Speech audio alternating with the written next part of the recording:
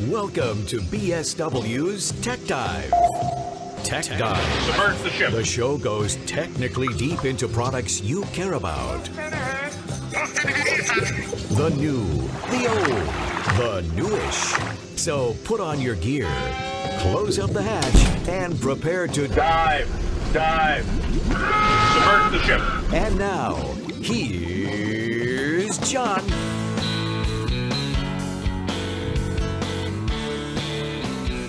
Welcome to this edition of BSW Tech Dive. I am John Lynch, Director of Business Development here at BSWUSA.com, broadcast supply worldwide. And today we're talking transmitters, specifically Ecreso transmitters, with the Director of Sales for Ecreso in the United States, also a very well-noted broadcast engineer, Tony Peterly. Tony, welcome to the show.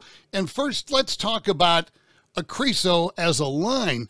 A lot of people in the United States are still, after as many years as we have been offering the product, not all that familiar with Ecreso, but it's not like they started building transmitters yesterday. No, in fact, we celebrated our 60th anniversary of building solid-state FM transmitters, and that was 6 years ago at NAB. So Ecreso is a company that has been around for a long, long time, and just quickly, I want to say thanks for having me on the show today. Appreciate it. Happy to talk about our products, Ecreso especially, because they have such a long, long history. Ecreso actually started out as a manufacturer of high-quality amateur radios, ham, VHF. So they were solid-state VHF transceivers. Developed a really good reputation in the 60s and 70s, like Hallicrafter, one of those really high-end transceivers. So when FM broadcast came to France, the director of the largest transmitting company in France, TDF, was a ham operator and had several Ecreso transceivers and appreciated their design and the quality of their signal and asked Ecreso if they could build some FM VHF transmitters for broadcast. And that's how we got started. So more than 65 years building solid state FM transmitters, broadcast in Europe and in France especially operates on a very different model. The people that own and operate the transmitters, that's all they do. They operate hundreds of transmitters all over the country. They lease time at tower sites, and at each tower site, they'll put maybe 5 or 6 transmitters, usually in an N+1 configuration. So they can broadcast on several different frequencies and have a hot standby that can fill in for any one of those transmitters should it need to go offline for any reason. It's all built around service level agreements and uptime. So when Europeans go shopping for transmitters, they're shopping for tremendous reliability, quality of the signal, something that they know they can put at a site and it's going to run for 10 years without giving them any trouble at all. And so that's the reputation Ecreso has built over the decades. Number one supplier of transmitters in France, obviously, that's kind of our home turf. We also recently were the number one supplier of FM analog transmitters in Germany, which is decidedly not our home turf. And the German broadcasters are especially diligent about testing and making sure that they're buying the highest quality product. And we were quite pleased to win that title and be able to supply more FM analog transmitters into Germany than anybody else in the world. And some of these were fairly big deals, multi-million-dollar deals. So you bet everybody from the hometown competition to the U.S. and Canadian counterparts, everybody was in there pitching their best. And the broadcasters chose Ecreso for the quality of the product. And one thing we've learned from a number of other manufacturers about especially selling in Europe, rack space is at a premium. Absolutely. Rack space is at a premium, so the transmitters have to be compact. They have to run very efficiently. In some European transmitter installations, the transmitters are actually up at the top of the tower. You'll see a round, like flying saucer thing shape at the top of the tower, and that's actually where the transmitters are because they're so reliable that you really don't need to touch them that frequently. So it's more efficient to send the power and the audio up the tower and keep the RF run from the transmitter to the antenna fairly short. And Ecreso has basically found its niche in certain power levels. Yes, the model in most of Europe is fairly low power signals. The tuning of the receivers is handed off from one transmitter site, one frequency to the next, using data contained in the RDS broadcast. And so, yeah, typically 3 kilowatts, 4 kilowatts. In France, I think the only 10 kilowatt transmitters are in the Eiffel Tower transmitting site. Of course, we have a few there. So yeah, it's more of a cellular model, a lot of small signals instead of the big monster sticks. So we're very comfortable and very successful worldwide in those power levels. We don't do HD IBOC. There are a number of competing digital radio broadcast standards around the world, and we've chosen to stay strictly analog because there's lots of market for that, and it's an area that we know very, very well. And a lot of it happens to fall into the U.S. in what we call LPFMs for the small, Correct. lower power units, but then, like you said, on up to 10 kilowatts.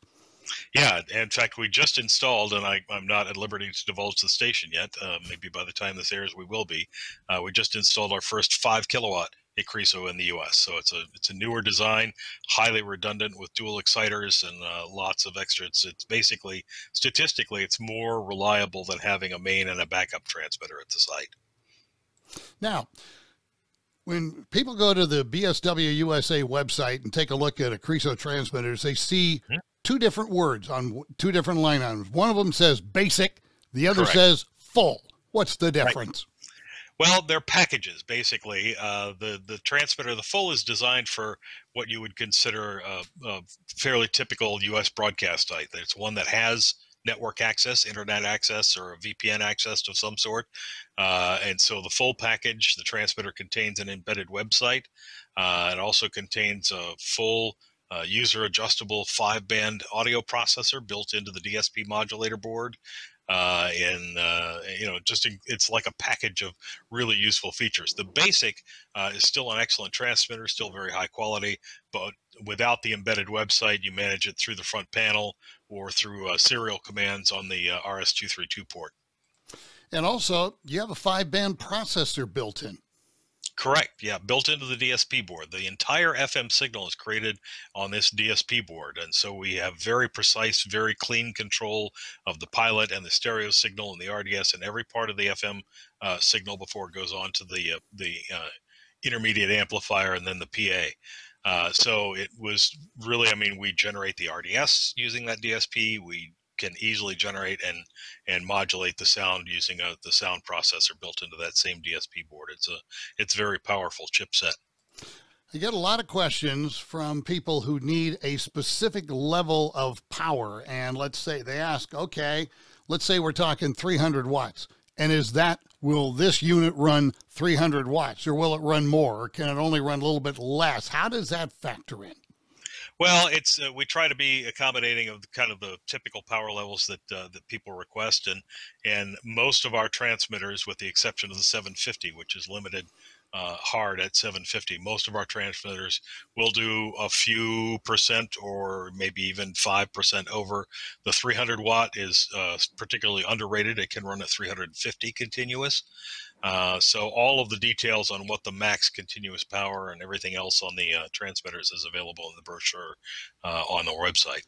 And I want to jump in real quick and mention that because of our history, because of our experience over 65 years of building, solid state FM transmitters, we offer a 3-year standard warranty, and for a few $100s at time of purchase, you can extend that to a 10-year warranty, which is it's not been matched. Nobody else in the industry can touch that. And it's not something we do just as a whim, because we think, who cares? It's something that we know from history, what the failures are likely to be on these transmitters. And we know a couple of $100 per box is going to cover the likelihood of repairs. They're built that well and they last that long. Now let's pick a number. Let's say 750, but the client's only going to run it at, say, like 550. Okay. Does that have anything to do with the longevity of the transmitter or the performance quality of the transmitter by running it, shall we say, lower speed than it could handle? Right. Yeah. Well, obviously the transmitters are all designed to operate most efficiently at full rated power. And again, that's the European model. When you buy, if you put in a 1 kilowatt transmitter, you run it at 1 kilowatt. And then, that signal will cover however much area they believe it will cover. So the only thing that you give up when you reduce the operating power, you're going to reduce the heat, you're going to reduce the power that you use, you're going to reduce, so the longevity of the transmitter should increase if you're running it at less than full power. But the efficiency, the overall efficiency from AC plug to RF output is going to decline a little bit, because there's a certain amount of power consumption that is overhead. It's running the CPU, it's running the DSP board, and that stays the same no matter what power level. So when you have full power, that fixed cost, if you will, is going to be a smaller percentage of the overall. If you reduce the power, then the fixed cost becomes a more significant factor. So your overall efficiency drops a little bit, but it's still quite good. And there's another question that and the broadcast engineers know, but a lot of people that watch this program aren't aware of. There is a factor that you have, X amount of percent efficiency. What is that? Okay, well, there are several different ways to measure efficiency in a transmitter. You can measure the efficiency of the transistor itself, the MOSFET. And those, I think, are running in the low to mid 90% efficiency in terms of converting energy to RF power. You can also expand that a little bit and look at the final RF section, the MOSFET or MOSFETs and all the associated circuitry that goes with them. And, that final section is, maybe 85 to 90% efficient altogether. Most of it are passive components except for the MOSFET.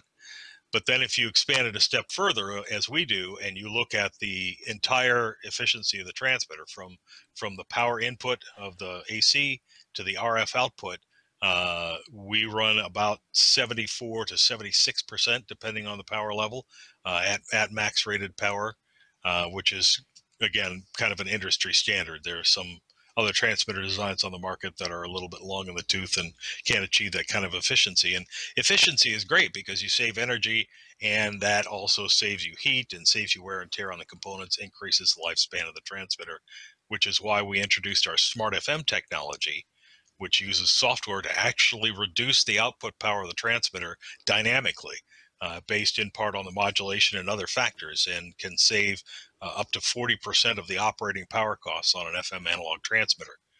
So we're in testing now in the U.S., looking for other broadcasters that might want to test, gathering data so that we can propose a rule change to the FCC that would allow this sort of variable power operation for FM analog broadcasts. And one thing you didn't mention, but I would assume that a lot of people would assume that when you talk about save this, save that, the ultimate answer is save money. Yes. Yeah. Save money, save carbon emissions, save the planet. The money is certainly a motivating factor. And in some cases, you wouldn't want to use this variable power technology if you're trying to push as much signal as you can to get a rim shot into a big city and get a lot more listeners that way.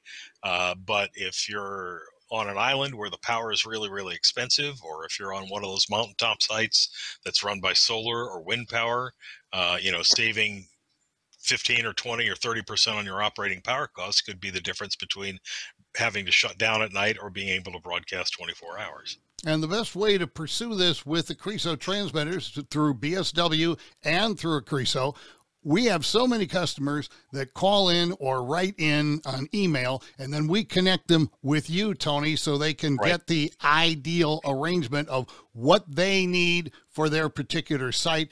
And like we call it, a pre-sales type conference, very valuable in determining exactly what the client needs.